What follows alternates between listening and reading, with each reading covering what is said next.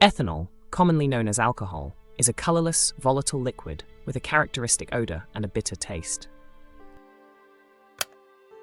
It is represented by the chemical formula C₂H₅OH, which indicates its composition of carbon, hydrogen, and oxygen. Ethanol is produced naturally through the fermentation of sugars by yeast, a process used in brewing and winemaking. It is widely used as a recreational beverage, but it also has industrial applications as a solvent and a fuel.